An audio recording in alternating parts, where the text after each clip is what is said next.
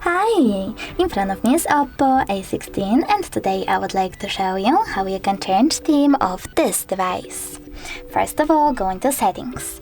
Now you need to choose personalizations and over here click on wallpapers.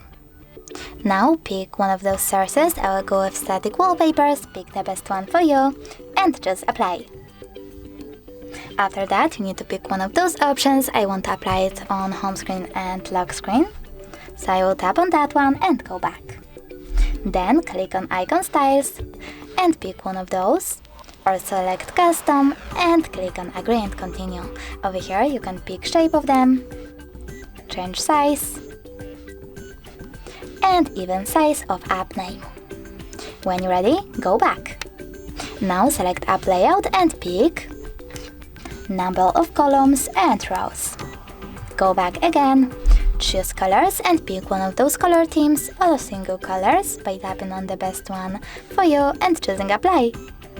Then click on font and display size, select one of those font styles and adjust font size over here by swiping left or right. You can also adjust display size. When you're ready, remember to select apply to save your changes.